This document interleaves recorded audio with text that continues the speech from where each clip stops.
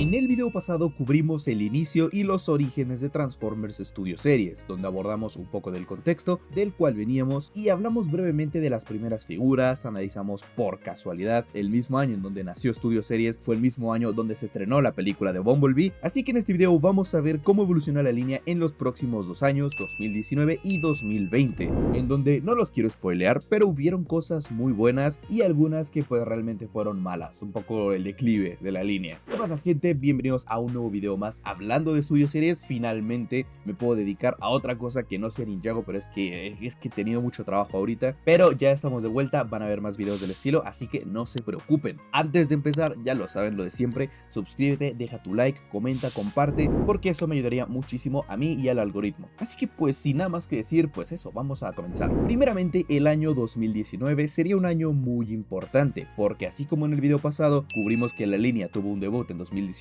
junto a la película de Bumblebee y por ende Studio Series tenía un montón de figuras del personaje, en este año pasa algo similar, ya que 2019 fue el 10º aniversario de Transformers 2 Revenge of the Fallen, y Studio Series se encargaría de capitalizar esta fecha sin lugar a duda. ¿Y cómo lo hicieron? Bueno, primeramente recordemos la figura de Optimus que nos dio esta línea, y a pesar de tener una ingeniería compleja y medianamente interesante, tenía muchos problemas evidentes, como algunas partes de la transformación, el esculpido que no era tan bueno, el color que, oh, madre mía, el color que feo es. Bueno, pues tomando nota y echándole un poco de ganitas, lograron remoldear a este compa y nos entregaron al Optimus 32, basado, según, en la película del 2007. Y sí que sería una gran mejora tanto en colores como en esculpido, la transformación era un poco la misma, pero era una mejora en toda regla. Lo interesante viene cuando sacan al personaje de Jetfire, sobre todo por la ingeniería que se había usado hace muchos años en el 2009, en donde tenías una versión líder de Jetfire, una versión líder de Optimus, los cuales eran unas excelentes figuras de manera individual, pero al mismo tiempo se podían transformar y combinar entre ellos dos, dándonos una super versión de Optimus Prime, y en esta ocasión Studio Series no se quedaría atrás, replicando esa misma función, siendo un hitazo, dándonos por fin al Jetfire Optimus Prime de Transformers 2, y esta combinación de figuras, a pesar de ser un poco cara, es una de las mejores cosas que nos ha traído Studio Series hasta la fecha.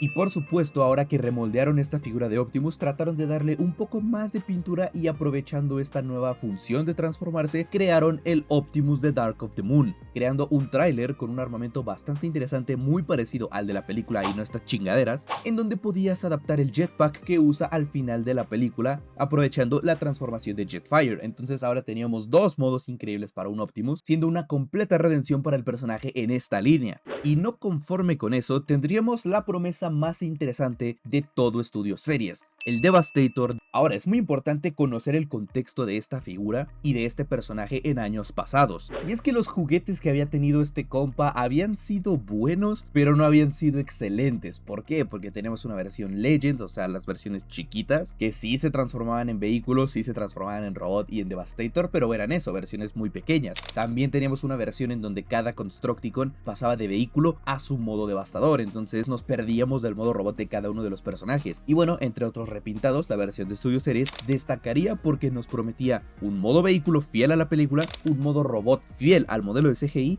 y un modo extra, un tercer modo para poderse combinar en Devastator. Y por mucho tiempo hubo mucha emoción, la gente lo esperaba con ansias, de hecho tardamos todo el 2019 y el 2020 para poder completar esta promesa, e incluso se llegaron a revelar algunas fotos, algunas versiones prototipo del personaje del Devastator, y en escala de grises, las proporciones, todo se veía muy bien, se veía muy cool. En cuanto a proporciones, el esculpido, la verdad es que prometía un montón, prometía muchísimo esta figura. Ahora, el tiempo pasaría y Studio Series nos iría entregando poco a poco cada uno de los personajes, y cuando finalmente tuvimos la opción disponible de completar a todo el Devastator, el resultado no era tan bueno. Y es que habían hecho algunos cambios de la promesa que nos habían hecho a principios de año, tanto en el esculpido de la cabeza, un poco la articulación, los detalles de la espalda, y el Devastator no resultó ser del agrado de muchas personas. Ahora, eso no quiere decir que sea una mala figura, de hecho me parece que sigue siendo la mejor versión del personaje hasta ahora por parte de Hasbro. pero sí que hay algunas cosas que debieron haber mejorado. Y aquí aparecería una tercera compañía, la cual ya tenía un nombre, tenía una reputación bastante sólida, pero aquí es donde explotaría su popularidad y mucha gente la llegaría a conocer. Estoy hablando de DNA Designs. Y esta compañía es muy importante porque se dedican básicamente a hacer como accesorios, kits de mejora para tus figuras, en donde te agregan nuevas partes, más detalles, más armas, cosas para complementar a tus figuras. Llegan a ser bastante caros, pero por algo son tan populares. Y no quiero alargar mucho este segmento de DNA, pero sí hay que decir que le ha tirado un parote a algunas figuras de Studio Series y de alguna otra línea que ha sacado Hasbro. El único problema pues llegan a ser sus precios, pero sigue siendo una de las mejores opciones y una de las cosas que más me interesa conseguir para algunas figuras porque hacen muy bien su trabajo en ocasiones. Y bueno, por más externo que esta compañía parezca a Hasbro, la verdad es que ayuda mucho en la venta de las figuras, ya que si tú quieres un Devastator y te salen con esta chingadera, una vez que le aplicas el kit de DNA, pues la verdad es que es una figura que vale muchísimo la pena. Entonces de cierta forma pues se beneficia tanto DNA de Hasbro como Hasbro de DNA. Pero bueno, aparte de toda la promesa del Devastator que para algunos resultó ser un poco decepcionante, también tenemos que tener en cuenta de que cada uno de los Constructicons se podía transformar en una versión robot de sí mismo, y la verdad es que los Constructicons son figuras que están muy bien. El único que tal vez es un poco extraño es el Overload, pero ese ni siquiera era un modelo terminado, era simplemente un concepto que más o menos trasladaron a figura. No está tan chida en mi opinión, pero pues es eso, una parte más del Devastator. Entonces sí, a pesar de todo, la verdad es que Studio Series trajo grandes minifiguras tanto con el Devastator como con los Optimus, muy completa esta línea, y lo más importante, todas siendo figuras del Bayverse, es que era glorioso. Pero ahora, entre todas las figuras que nos dieron en estos 2 años, hay unas que son muy buenas y de las cuales sí quiero hablar, y hay algunas que simplemente pasan desapercibidos. Les voy a mencionar los casos más polémicos / interesantes de los personajes, y el primero siendo el Bumblebee de la Segunda Guerra Mundial. Todo el mundo, todo el perro mundo odió esta figura por su transformación horrible, asquerosa, simplona, colores feos, cero parecido al modelo de CGI. Literalmente era todo lo que Studio Series prometió no ser. Y todos nos fuimos para atrás cuando el año siguiente lanzaron el Hot Rod de la Segunda Guerra Mundial, que era un remolde de esta figura de Bumblebee, y las dos son asquerosamente feas y son pésimas, amigos, son figuras pésimas. Ahora también, para completar un poco lo que es el cast de la película de Bumblebee, tuvimos una primer figura de Shatter, el Shatter modo carro, la cual era una figura también terrible, pésima, con un montón de kibble, una transformación muy difícil y muy floja también, un control de calidad pésimo en el plástico, se deshacía esta figura. No tienen una idea de lo odiada que fue esta figura, a pesar de que creo que el esculpido funciona bastante bien, pero sí, una figura muy abucheada por las personas. Y este mismo año 2019, también tuvimos la segunda versión del personaje de Dropkick, una versión en modo vehículo, la cual funcionaba 1000 veces mejor que la primera. Se parecía mucho al modelo CGI, tenía un modelo coche muy interesante, las proporciones funcionaban. Esta fue una gran mejora para el personaje. Y en el año 2020 tuvimos la segunda versión de Shatter, la cual también era una mejora abismal a su primer figura, con un esculpido más parecido, la cara que efectivamente sí tiene en la película, un modo jet bastante interesante, muy bien ingeniado, aunque esta figura, como muchas otras que vamos a ver, tenía un problema del cual ahora voy a hablar. También más adelante en el año hubo una figura de Blitzwing, un personaje que realmente aparece muy poco en la película de Bumblebee, pero esta era una figura impresionante, una ingeniería excelente, articulación, accesorios, lo tenía de todo. Y hablando de estos personajes, también tuvimos una reutilización del primer molde de Dropkick en el Autobot Drift, dándonos una de las mejores figuras del personaje, basada en su contraparte de Age of Extinction, figuras muy interesantes. También, no sé si recuerdan, pero en 2020 salieron las hermanas Arcee, las trillizas de Revenge of the Fallen, y no sé si recuerdan toda la polémica que hubo respecto a estos personajes, ya que estas tres brothers se vendían a precio de un deluxe, pero en realidad pues eran como Legends, ¿no? Versión core, versión chiquitas, y la gente se quejó como... puta madre. Y la gente se quejó como no tienes una idea, que si era muy poco plástico, que si estaban a sobreprecio, que si estaban muy feas. Y te juro que fue de las figuras más calientestantes durante mucho tiempo. Y te voy a ser honesto, a mí sí que me gustan las figuras. Yo las conseguí como por $15, fue de las mejores compras de mi vida, son increíbles. Son 3 figuras distintas por el precio de un deluxe, o más baratas porque se vendieron mucho más baratas. Y son las versiones más movie accurate, ¿sabes? De lo que son los modelos CGI de la película. Entonces sí, la verdad es que estoy bastante contento con estas figuras. Y un evento del cual no me puedo olvidar es que en el 2020 Studio Series trató trató de darnos a los Wreckers, una iniciativa muy cool porque los Wreckers son personajes interesantes en la película de Dark of the Moon, o al menos a mí me llaman mucho la atención, que sí tienen poca participación y tal, pero sus modos vehículos son increíbles, son muy llamativos los personajes, y nos entregaron a Roadbuster y luego nos entregaron a Topspin con algún que otro problema, y luego todo el mundo se entera de que Leadfoot va a ser exclusivo de Target. Y eso cagó todo, porque ahora Leadfoot es una de las figuras más difíciles de conseguir y de las que más caras se evalúan. ¿Por qué? Porque es exclusivo de Target, una tienda de Estados Unidos. Entonces es una figura que no llegó a muchos países y lamentablemente es muy difícil de conseguir. De hecho, actualmente no sé por qué ninguna tercera compañía le ha hecho un KO. No sé si porque tampoco tienen acceso al molde, no sé. Pero sí, toda una tragedia con ellos. Y bueno, gente, ya hablamos un poco de lo que son las muy buenas figuras que vimos al principio. Ya hablamos un poco de las figuras que son medio malas o polémicas. Pero definitivamente no son todas. Y es que en este año hubieron muchos repintados, remoldes, reissues, relanzamientos. Vamos, que a la línea recicló mucho. Y ejemplos de ellos son el Clunker Bumblebee, Cogman, el KSI Boss, el Megatron con daño de batalla y todos los reempaquetados de Bossworthy, que ahora hablamos de ello. Pero a pesar de esto, todavía tendríamos algunas figuras interesantes que marcarían un antes y un después en la línea de Studio Series. Por ejemplo, en el año 2020 tendríamos la versión de Off-Road Bumblebee, y esto era muy importante porque después de estar atrapados con el molde de The Last Knight, como vimos en el video pasado, durante ya casi 3, casi 4 años, finalmente sacarían un nuevo molde para el personaje, una reinterpretación de una versión de la película de Bumblebee, y déjenme decirles que es uno de los mejores moldes de Studio Series. La ingeniería es perfecta, ambos modos son muy fieles a la película, y sería tan bueno que después sacarían un Cliff Jumper basado en este molde. El Cliff Jumper es una puta mierda, vamos a ser honestos, pero la primera versión del Bumblebee la verdad es que estaba muy cool. Y en este año comenzaría una tendencia bastante interesante que me parece no se repitió después porque cambiaría, pero en un intento de tener a todos los personajes pues de las películas, lo que se dedicaron a hacer es a los personajes más pequeños incluirlos junto a otros personajes. Por ejemplo, tuvimos dos versiones de Soundwave, una que es una puta mierda y una que está bastante bien de Dark of the Moon, la cual viene con una minifigura de Laserbeak, y es una buena excusa para tener una figura de Laserbeak en la línea de Studio Series. A pesar de que realmente solo sea una estatuilla, es una forma de tenerlo y técnicamente es la versión oficial. También tendríamos una versión de Drift, la cual era un remolde de The Last Knight con mejor pintura y tal, pero tendría 3 mini Dinobots que serían pequeñas estatuillas y estarían basadas en los pequeños Dinobots bebés que vimos en The Last Knight. Entonces sí, es una nueva forma de tener a estos personajes. Luego más adelante en el año nos darían a Shockwave, el cual vendría con Brains y Willy, que también serían dos estatuillas para representar a los personajes, y esto lo hacían con los personajes más chicos, los tamaño humano, vamos a decirlo así, respetando nuevamente todo el tema de escalas que se supone que manejan ellos. Otro ejemplo que también se me ocurre es el Megatron de Dark of the Moon, el cual vendría con Igor, y es que esta era la forma anterior de conseguir a los personajes más chicos. A día de hoy tenemos toda una sublínea para los personajes chicos, pero en su momento creo que era una buena solución y nos dejaba tener a personajes que ni siquiera eran canon en la película, como podría ser el Steeljaw, que venía con el personaje de Leadfoot, un pequeño perro que había salido en los artes conceptuales. Y como les digo, es una tendencia que tuvieron en estos 2 años en pandemia, y es curioso que más adelante haya evolucionado en otra cosa, pero no es el video para hablar de eso.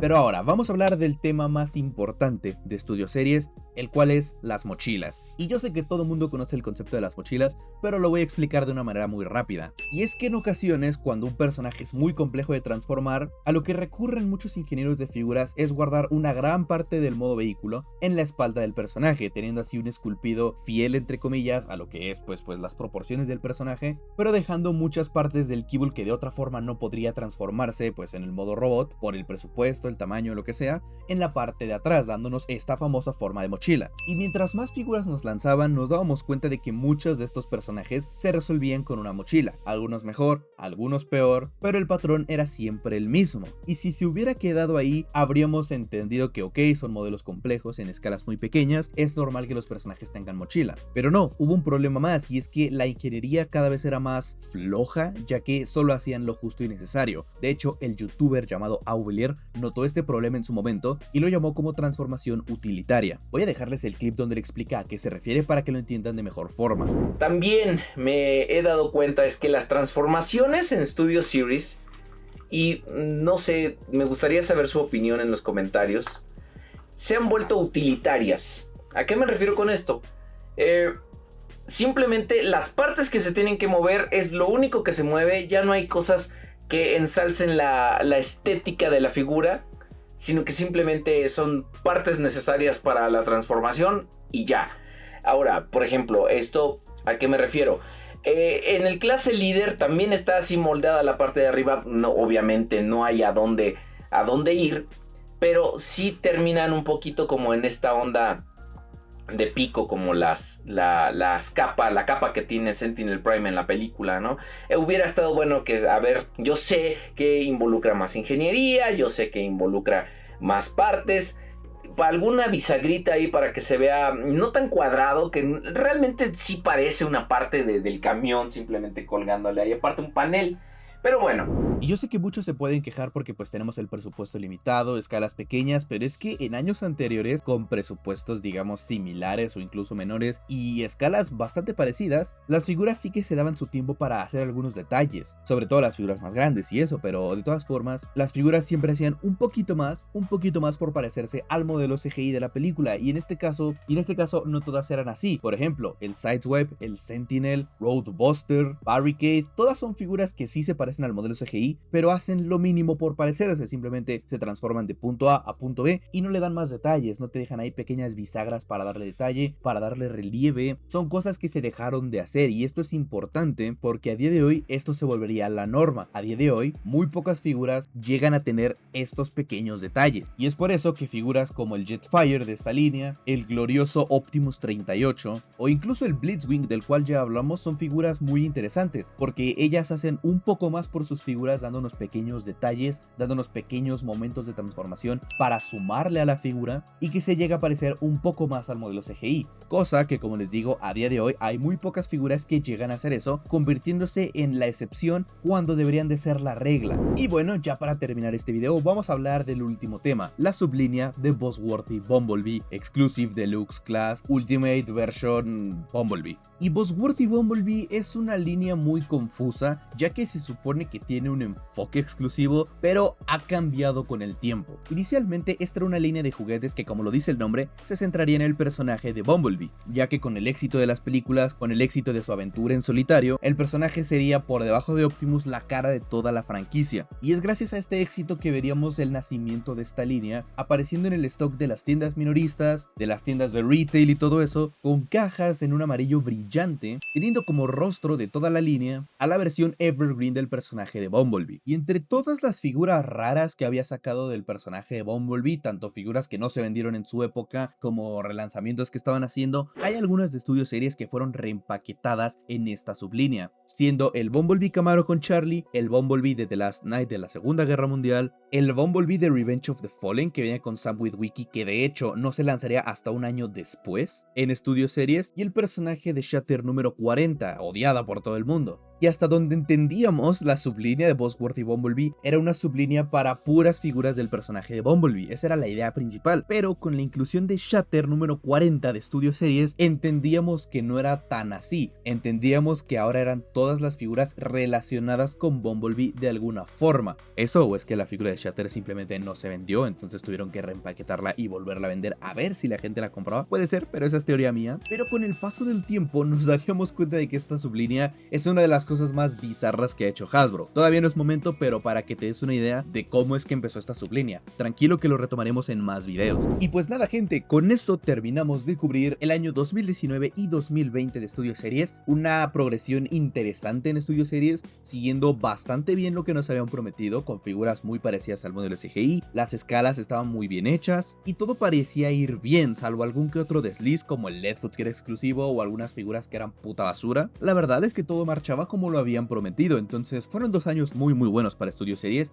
Me parece que de hecho fueron años peak, el prime de Studio Series, y poco a poco se iría diluyendo, pero eso no significa que las siguientes figuras, que los próximos años hayan sido malos, simplemente que este fue el momento en el que más popularidad tuvo la línea. Y pues eso, gente, realmente no hay mucho más que comentar en este video. En la parte 3 de, pues hablando de todo el desarrollo, hablaremos de la mentada línea, Estudio Series 86, que cómo vino a cagarme todo Estudio Series, pero eso lo veremos en el próximo video, porque todavía hay muchas cosas interesantes a tocar. Gente, yo con esto me despido. Recuerden, si pueden suscribirse, dar su like, dejar su comentario, todo ese tipo de cosas que ayudarían muchísimo a que estos videos se recomienden a más personas. La verdad es que hacer toda esta investigación, todo este mini documental, por decirlo de alguna forma, me está gustando muchísimo. Así que pues nada, gente, yo con esto me despido. Nos vemos próximamente con la parte 3. Pues nada, un saludo a todos y eso, chao.